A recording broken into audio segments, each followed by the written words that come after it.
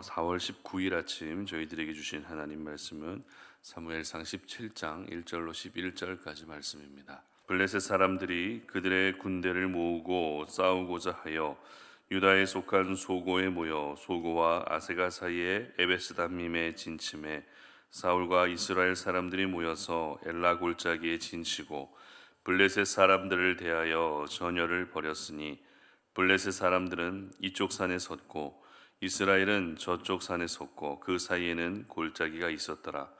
블레셋 사람들의 진영에서 싸움을 도두는 자가 왔는데 그의 이름은 골리앗이요 가드 사람이라. 그의 키는 6규빗 한 뼘이요 머리에는 노투구를 썼고 몸에는 비늘 가옷을 입었으니 그 갑옷의 무게가 놋 5천 세겔이며 그의 다리에는 놋 각발을 찼고 어깨 사이에는 놋 단창을 메었으니 그 창 자루는 배틀채 같고 창날은 철 600세겔이며 방패된 자가 앞서 행하더라. 그가 서서 이스라엘 군대를 향하여 외쳐 이르되 너희가 어찌하여 나와서 전열을 벌였느냐.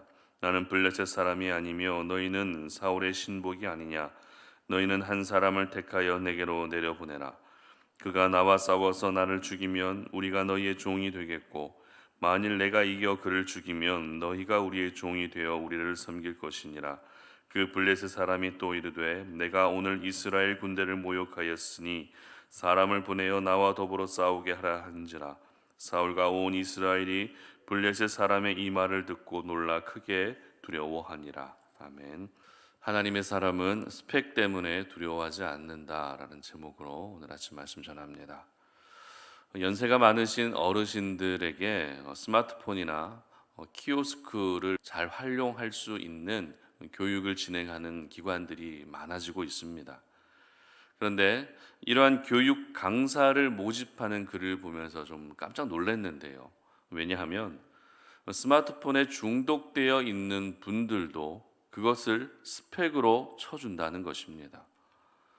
스마트폰에 중독되어 있기 때문에 그만큼 스마트폰을 잘 활용할 수 있다는 것으로 보는 것이죠. 그래서 그것을 스펙으로 인정해 준다는 것입니다. 이 모집 기사를 보면서 참 기발하다는 생각이 들었던 반면에 또 한편으로는 아직도 우리 사회는 어떤 스펙을 가장 첫 번째 기준으로 보는 문화가 남아 있다라는 그런 생각도 들었습니다. 스펙이란 말이 어떤 말인가 하면 취업을 하기 위해서 학력이나 학점, 자격증, 외국어 점수 이런 것들을 통틀어서 일컫는 말이 스펙이죠. 그런데 스펙이라는 이 단어가 영어 단어인 것 같지만 사실 영어 단어가 아닙니다. 우리나라 말입니다. 우리나라에서 만들어진 우리나라에서만 사용하는 단어라는 것입니다. 무슨 말입니까? 우리나라에서 유독 스펙을 강조한다는 말이죠. 물론 스펙은 그 사람의 객관적인 부분을 판단하고 평가할 수 있는 최소한의 기준이 되는 것은 사실입니다. 하지만 스펙으로 그 사람의 모든 것을 판단하는 것만큼 큰 실수는 없는 것 같습니다. 이렇게 스펙으로 대부분의 것들이 결정되다 보니 사람들은 점점 인간으로서의 그런 인간성, 도덕성 이런 부분들에는 별로 관심을 갖지 않고 오로지 스펙 쌓기에 급급해지는 것 같습니다. 그리고 나보다 더 좋은 스펙을 가진 사람들을 보게 되면 어떻습니까? 괜히 주눅 들게 되죠. 그 사람 앞에서만 서게 되면 괜히 작아지는 그런 우리의 모습을 보게 된다는 것입니다. 오늘 말씀은 다시 이스라엘과 블레셋이 충돌하고 있는 말씀을 기록하고 있는데요. 예전에 요나단의 활약으로 블레셋이 크게 패했던 적이 있습니다. 그리고 시간이 지났고 다시 블레셋이 이스라엘을 침공하게 된 것입니다. 특별히 블레셋이 지금 어디에 있는가 하는 장소를 어떻게 기록하고 있는지 보게 되면 1절 보시기 바랍니다. 블레셋 사람들이 그들의 군대를 모으고 싸우고자 하여 유다에 속한 소고에 모여 아세가 사이의 에베스다밈에 진침해 이렇게 기록합니다. 어디에 모여 있다고요? 소고라는 지역에 모여 있다는 것입니다. 소고가 어디에 속한 땅이었습니까? 바로 유다에 속한 땅입니다. 유다 지파에 속한 땅 소고에 지금 블레셋 사람들이 쳐들어온 것입니다. 따라서 블레셋은 지금 이스라엘 땅 가장 핵심이 되는 곳까지 침투해 들어왔다는 것을 보여주는 것입니다. 그만큼 블레셋의 공격이 굉장히 대담해지고 있었던 것입니다. 그렇다면 이렇게 블레셋이 대담해질 수 있었던 이유가 무엇일까요? 물론 지금 사울 왕의 모든 상태가 정상이 아니기 때문에 더 대담해질 수도 있었습니다. 하지만 그보다 더 큰 이유는 바로 블레셋은 지금 골리앗이라고 하는 장수가 선봉으로 나서고 있었기 때문입니다. 골리앗의 존재감은 사실 성경을 읽어보지 않은 분들, 기독교 신앙을 가지고 있지 않은 분들도 많은 분들이 알고 있을 만큼 막강한 존재감을 과시하는 사람입니다. 어찌 보면 성경에 기록된 웬만한 하나님의 사람들보다 더 유명세를 탔던 사람이 누구예요? 바로 골리앗이었다는 것입니다.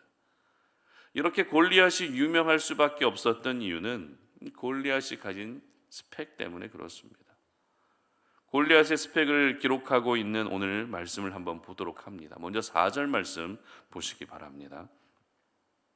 블레셋 사람의 진영에서 싸움을 도두는 자가 왔는데 그의 이름은 골리앗이요 가드 사람이라. 그의 키는 6규빗 한 뼘이요.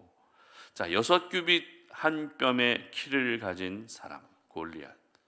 6규빗 한 뼘의 키는 지금 우리로 계산하게 되면 약 3m 정도가 되는 엄청나게 큰 키를 가진 사람입니다. 현재 세계 최장신의 사람, 즉 우리가 살고 있는 이 시대에 가장 키 큰 사람의 키가 몇 센치인가 하면 289cm의 아프리카 가나 사람입니다. 이 정도 키면 골리앗과 얼추 비슷한 키입니다. 그런데 올 1월에 이 사람이 언론 기사에 공개되면서 사진을 통해서 이 사람의 모습을 쉽게 접할 수 있는데요. 사진에 보여지는 289cm의 이 사람의 모습은 이 비정상적인 신체를 가진 사람으로 보입니다. 조금만 건드려도 휙 쓰러질 수밖에 없는 약하디 약한 몸을 가진 사람입니다. 키는 크지만 거의 힘을 쓸 수 없어 보이는 사람으로 보였다는 것입니다. 하지만 골리앗은 어떻습니까?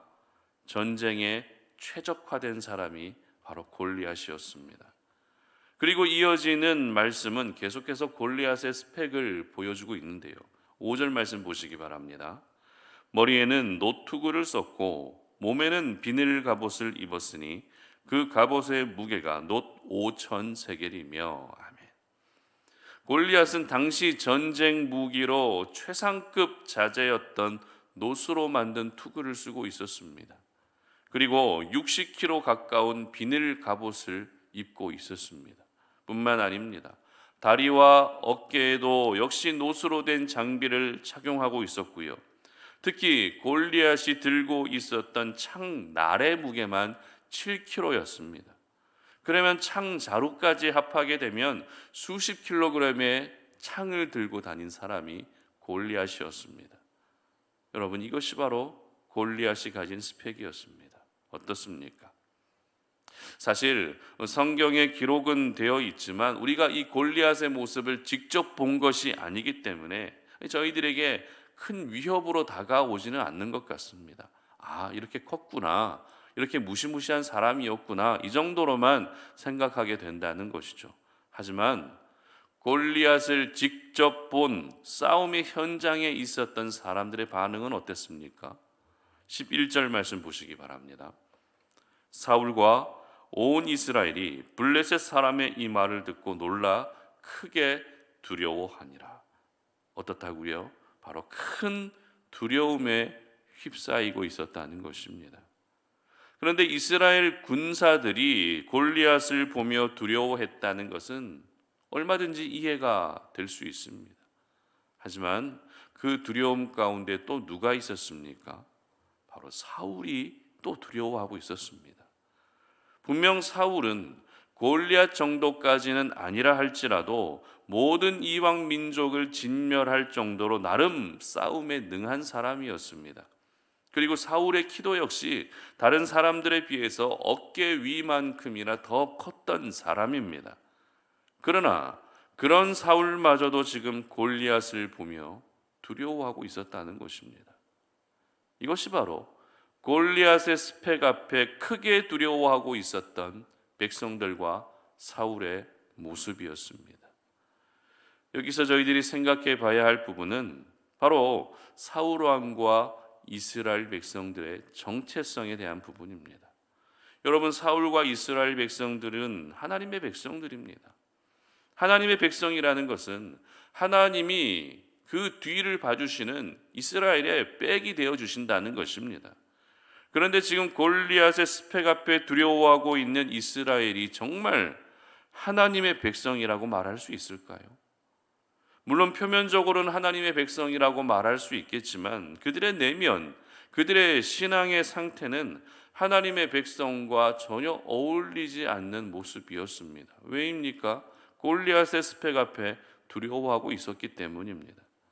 여러분, 하나님이 우리의 백그라운드가 되어주시면 그 어떤 것도 두려워할 수 없는 것입니다. 하나님이 우리의 대장 되어주시고 우리의 뒤를 지켜주시면 골리앗의 스펙 앞에 두려워할 필요가 없는 것입니다. 세상의 스펙 앞에 주눅들 필요가 없는 것입니다. 왜입니까? 골리앗보다 하나님의 스펙이 더 뛰어나고 위대하시기 때문입니다. 하나님의 스펙이라는 표현이 조금 이상하긴 하지만 스펙으로만 보게 되면 하나님은 세상 그 누구와도 비교가 되지 않을 만큼 가장 위대하신 분이십니다. 그래서 예레미야 선지자는 예레미야 10장 6절에서 이렇게 하나님에 대해서 이야기하는데요. 제가 읽어드립니다. 여호와여, 주와 같은 이 없나이다. 주는 그 신이, 주의 이름이 그 권능으로 말미암아 그 신이다. 이렇게 선포하고 있습니다. 그리고 요한일서 3장 20절에서 사도 요한은 이는 우리의 마음이 혹 우리를 책망할 일이 있어도 하나님은 우리 마음보다 크시고 모든 것을 아시기 때문이라 이렇게 기록합니다. 하나님의 마음은 우리의 마음보다 훨씬 크시다는 것입니다. 이처럼 우리가 믿고 의지하고 있는 하나님은 능치 못함이 없으신 분이고 전지전능한 분이라는 것을 성경의 여러 곳곳에서 하나님의 사람들이 이렇게 고백하고 선포하고 있었던 것입니다. 이와 같은 하나님이 우리의 대장이 되어주시고 우리의 뒤를 봐주고 계시는데 어떻게 우리가 세상의 스펙 앞에서 두려워할 수 있겠습니까? 이 세상 가운데는 분명 스펙으로 나보다 훨씬 더 뛰어난 사람들이 많이 있습니다. 나보다 더 많이 배운 사람도 있고요. 나보다 더 많은 것을 가지고 누리고 살아가는 사람들도 굉장히 많이 있습니다. 사실 그것은 우리 힘으로 어떻게 할 수가 없습니다. 하지만 적어도 나보다 더 좋아 보이는 그 스펙 때문에 두려워할 필요는 없다는 것입니다. 그 스펙 때문에 우리가 주눅들 필요는 없다는 것이죠. 왜입니까? 우리의 아버지 하나님이 계시기 때문입니다. 나의 아버지가 되시는 하나님은 이 세상의 모든 스펙을 초월하는 분이시기 때문입니다. 그러므로 오늘 이 아침에 여러분들에게 도전합니다. 여러분, 세상의 스펙 때문에 두려워하지 않으시기를 바랍니다. 그 세상의 스펙 때문에 여러분의 정체성을 잃지 않으시기를 바랍니다. 오히려 모든 스펙을 주관하고 계시는 하나님을 더 두려워하시기를 바랍니다. 모든 스펙을 뛰어넘으시는 하나님을 더 의지하시기를 바랍니다. 그래서 스펙을 뛰어넘어 일하시는 하나님의 큰 능력을 경험하시는 우리 성도님들 되시기를 바랍니다. 스펙으로 보면 골리앗의 스펙을 따라갈 사람이 아무도 없었습니다. 그러나 하나님은 골리앗의 스펙을 훨씬 뛰어넘으시는 분이시기 때문에 그 골리앗마저도 무너뜨리셨습니다. 그러므로 여러분의 인생 가운데 이 골리앗과 같은 강력한 스펙을 가진 세상의 모든 분위기와 세상의 풍조들 가운데에서도 흔들리지 마시고 내가 그럼에도 불구하고 나를 지켜주시는 하나님을 바라보며 하나님의 능력으로 날마다 이기고 승리하시는 귀한 은혜가 있으시기를 주님의 이름으로 축복합니다. 함께 기도합니다.